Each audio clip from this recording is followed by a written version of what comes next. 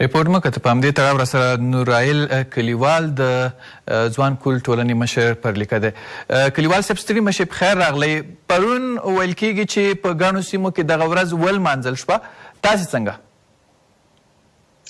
ډېره زیاته مننه. تاسې او د ټلویزیون ټولو لیدونکو کارکوونکو ته سلامونه وایم او د هغه ترڅنګ د اختر د ورځو چې اوس تېر شوی د هغه مبارکي او د پښتو ورځې مبارکي وایم. دا ځل پښتو ورځ د غونډو له لارې ډېره ونه لمانځل سوه. یوازې په کابل کې ځینې غونډې وسوې، وړې غونډې، لامل یې د کرونا وایرس و. او د هغه ترڅنګ موږ پرون یو اوږد بریالی هیشټاګ په ټویټر کې ټرینډ کې هغه مو وچلوی چې هغه ډېر د نورو کلونو په پرتله د پام وړ و چې په هغه کې د حمدالله محب، امرالله صالح، ډاکټر صاحب عبدالله او دغسې نور د پښتونخوا څخه سیاستوالو په دې هیشټاګ کې برخه اخیستې وه. د پښتو ورځ مبارکي ټولو افغانانو ته ویلې وه. صحیح. د ځینو مشرانو په ټویټونو باندې تاسو تبصره لرئ، چا څه وویل او څه مو پکې ولیدل؟ امرالله صالح لیکلي وه پښتنو او افغانانو ته د دې تاریخي ژبې مبارکي ویلې وه او هیله یې شولې وه چې د دغه اوسنی حکومت دې ته پاملرنه وکړي چې د پښتو ژبې بشپړه حق ورکړي، په تعلیم، نصاب، ټکنالوژي او نورو برخو کې حکومت ولۍ کړي. په ځانګړي ډول د برېښنایي حکومت ولۍ چې نوې رامنځته کېږي، رامنځته شوې ده. او دغسې حمدالله محب هم دغو ټکو ته اشاره کړې وه. د بهرني چارو وزیر حنیف اتمر هم ورته ټکو ته اشاره کړې وه او ډاکټر صاحب عبدالله صرف مبارکي ویلې وه، نور داسې څه ټکي لیکلي نه وه.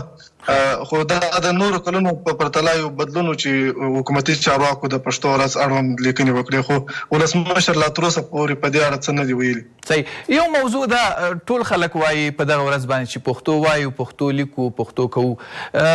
فکر نه کوئ چې لا هم د پښتو لیک یو شوی نه دی؟ دا که ووایم دا ستونزه به نه وي، ځکه په پښتو کې اوس فعلا 3 ستر لیکدودونه دي. یعنې که ووایو چې اوس د پوهنې وزارت کوم لیکدود منلی، یو دا یو کندهارۍ لیکدود او یو پېښورۍ لیکدود چې د هغه سره ترڅنګ د 300 په شاوخوا کې لهجې لري. پوهان په دې نظر دي چې دا د پښتو ژبې یو ځانګړنه ده او یو ښېګڼه ده. که چیرې پاملرنه ورته وسي دا هم یو نیک شی دی په پښتو ژبه کې چې شته. او تر ټولو غټه ستونزه زیاتره وخت کې ما سره چې کله څوک خبرې کوي وایي چې پښتو څنګه یاده کړو. د ګرامر لیکنې په خوا باندې هیڅ کله هم نورو ژبو زده کوونکو ته داسې قوي اقدام نه دی شوی دی، ولې ردوو به یې نه، خو وایي چې موږ ته داسې اسانه نصاب باندې کار نه دی شوی. دا ستونزه ورسره منئ؟ یوازې دا ستونزه نه یوازې د پښتو په برخه کې نه، موږ او تاسې که وګورو په هره برخه کې ستونزې لرو. دا ستونزه د پښتو اړوند نه ده، دا زموږ په د شرایطو د اوسني حالات ستونزې دي. خو اوسنۍ نصابونه چې دي دا بشپړ معیار به برابر نه وي، خو یو پرمختګ شوی دی د نورو کلونو په پرتله. د یونسکو سازمان هم دا ویلي دي چې پښتو ژبې تر هرې بلې ژبې ډېر چټک تګ کړی دی په دې تېرو 20 کلونو کې. او د هغه سره ترڅنګ د پښتو یو برېښنایي نصاب د لیوال لرې ښوونځي په نوم جوړ شوی دی چې هغه بشپړ بسیار دی د اول څخه تر 3 صنف زده کوونکو لپاره. او نور هم کار روان دی په یوټیوب کې. کولی شو موږ نوي نصابونه وموندو چې پښتنو لخوا جوړ شوي دي. دا د پښتو ورځې لمانځل موږ ته څه رایادوي؟ فکر کوئ چې نمایش کیږي په دغه ورځ باندې او که د پښتو د ودې لپاره واقعي هوډ څرګندېږي پکې؟ دا خو خپله یو ورځ لمانځل دا یو انقلاب دی. نو په دې انقلاب کې کیدای شي بېلابېل رقم خلک ځینې به نمایش کوي، ځینې به رښتینی کار کوي. خو زه چې خپل د اند وایم د پښتو ورځې ارزښت دا دی چې هر پښتون، هر افغان ته د دې ارزښت معلومیږي، په قدر یې پوهېږي، دا احساس ور پیدا کېږي چې زه یو کتاب باید ولیکم، په پوهنتون کې کتاب نشته، ویې ژباړم، تعلیف یې کومه. او د پښتو ژبې یو بل ارزښت که زه وایم هغه دا دی چې دا څو میاشتې مخکې د ازبکي ژبې ورځ هم وټاکل شوه. دا هم د پښتو ورځې ارزښت زه بولم چې ازبک کورونو ته ور پام کړل او هغو هم د احساس وکړي چې باید دوی د ازبکي ژبې ورځ ولمانځي او یو ورځ ورته وټاکي. صحیح. پرون دې نه خبر شوئ چې یو آنلاین پروګرام هم جوړ شوی و، سیمینار که ورکشاپ د پوهانو لخوا نه د پښتو؟ زه په هغه سیمینار کې ما ګډون درلود. هغه سیمینار یو ویناوال وم، خو د لبد مرغه به وایم چې زه په سفر کې هم دا اوس هم تاسې ما وینئ چې په موټر کې ناست یم هغه انټرنیټ کمزور و په هغه کې مې ونه سو کولی چې برخه واخلم نو دا چې انټرنیټ کمزور بیا مې تعقیب هم نه کوي چې زه اوس د هغه په اړه نظر ورکړم صرف د لیوال صاحب وینا مې واورېده چې د پښتو ورځې په اړوند یې وکړله وروسته بیا زه د لیک څخه ووتم انټرنیټ ډېر ضعیف و صحیح او فکر کوئ چې پښتو د ودې لپاره دې وختونو کې اړتیا څه شي ته ده کومه چې دا وده کولی شي او یوه داسې چې میلیوني کسان ورباندې خبرې کوي تقریبا 80 میلیونه خلک ورباندې خبرې کوي ودې لپاره څه لارې غوره کیدی شي اوس 21مه پیړۍ تر اوسه پورې لا په رسمي ډول نومول سوې نه ده چې دا به په کم نوم راځي خو ډېر پوهان په دې اند دي چې دې ته به د ټکنالوژۍ پیړۍ نوم ورکوي نو د ټکنالوژۍ پیړۍ په دې دور کې پکار ده چې په ټکنالوژۍ کې پښتو ژبه قوي سي د ټویټر دغه هشټګ چلول دا یو ستر ګام او بدلون دی په لومړي ځل باندې چې دا په افغانستان کې کامیاب سو د پښتو اړوند او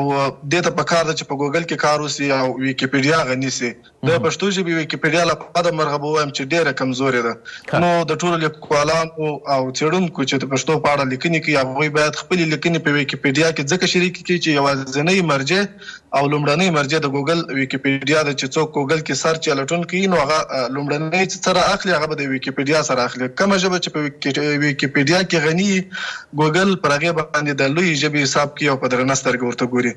نو دغه د ټکنالوژي برخه باندې باید پام وکړي اوس موږ د عدلیه وزارت ویبپاڼې ته ورځو هلته ګورو چې په سلګونه کتابونه قانونونه قوانین هلته شته خو هغه په پی ډي اف باندې دي ګوګل هغه نه پیژني نه هغه د سرچ یعنی سرچ باندې هغه موږ نسو موندلی ځینې موضوعات نو دغه څخه باید مهم شان متن راواخیستل سي پر ویبپاڼې خپور سي چې هغه باندې بیا ګوګل لټون حساب کوي او یوې ژبې ته په درنه سترګه ګوري کلیوال صاحب په دې باور لرئ چې ډېر قوانین او ډېر دولتي اسناد په غلطه ګرامري پښتو باندې لیکل شوي دي او مثلا ژباړه شوې ده او ناسمه شوې ده په دې باور نه لرم البته باور هم تر فیصدۍ پر دې 100% زه دا وایم چې زموږ د افغانستان مدني قانون چې اوس وګورئ په هغه کې بیخي ډېرې ستونزې دي یعنی چې څوک بیخي عربي زده نه وي هغه نه پوهېږي چې دا مطلب یې څه دی دا ټول نوي کولو ته اړتیا لري باید په دې کې نوښت راسي او فکر کوم چې زموږ وخت به هم کم یو بله ستونزه چې موږ د حکومت سره لرو هغه دا ده چې په وزارتونو کې ویاندویان یوازې په یوه ژبه باندې اعلامیه لیکي او خبرپاڼه لیکي د دوی څخه زموږ دا هیله ده د پښتو ورځې په ورځ باندې موږ په ټویټر کې هم دا ډېر ولیکل چې باید داسې ویاند وګمارل سي چې هغه د انګریزي پښتو ازبکي او حتی د نږدې سیمې د ژبې سره هم ولد دي د سیمې هیوادونه چې هغه کلتوري د هغو څخه څه وي د هغو باندې بلدتیا ولري او په دواړو رسمي ژبو باندې دوی اعلامیه خپاره کړي او په ټویټر او نورو رسنیو سره دوی خبرې په داسې متفرقه ډول باندې د پښتو د سوچه کولو دغه هڅې ډېرې زیاتې دي مثلا ورځو ته بیل نومونه ایښودل شوي دي ځینې شیانو باندې بیل نومونه ایښودل شوي دي هر سړی راځي په خپله طبع باندې لغت جوړوي دا د پښتو د غنامندۍ دپاره لاره ده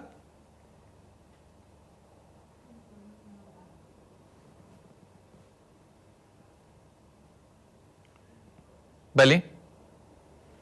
کلیوال صاحب په بخښنې سره چې د کلیوال اړیکه له موږ سره وشله